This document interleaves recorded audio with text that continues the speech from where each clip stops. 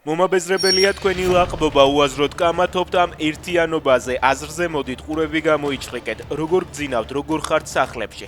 ღამე კაპუჩინო უნდა დალიოთ, ასე მიმართა პატიმრობაში მყოფმა ხაბეიშვილმა ოპოზიციასა და მოქალაქეებს. საქალაქო სასამართლოში მისი და მურთაზ ზოდელავას პროცესი გაიმართა.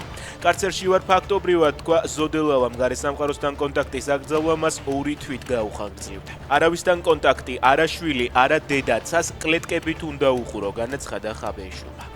საზოგადოებისა და ექსპერტების მიერ კრიტიკის საგნად ქცეულ განათლების რეფორმას გენო პეტრიაშვილი და შოთა ხაბარელი იწონებენ და ოცნებას მადლობას უხდიან. ქვეყანა დგას განათლებულ ადამიანებზე, ქვეყანა ვერ განვითარდება განათლების გარეშე და თქვენი რეფორმა ესადაგება ამ სიტუაციას. ვფიქრობ, რომ შედეგს გამოიღებს სულ მალე, თქვა ხაბარელმა. პეტრიაშვილის თქმით კი მოწმე გახდა დიდი ქართული საქმის, რომლის პრეცედენტიც ქვეყნის ისტორიაში არ ყოფილა.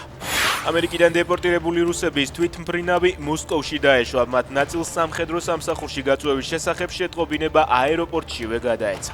პუტინმა უკვე მოაწერა ხელი ბრძანებულებას, რომლითაც კრემლი რეზერვში მყოფ რუსებს 2026 წელს სამხედრო წვრთნებში მონაწილეობისთვის იძახებს. რუსეთში ან 22 ტიპის თვითმფრინავი ჩამოვარდა, რუსული მედიის ინფორმაციით ბორტზე 7 ადამიანი იმყოფებოდა. გავრცელებული ინფორმაციით თვითმფრინავი გეგმიურ სატესტო ფრენას ასრულებდა.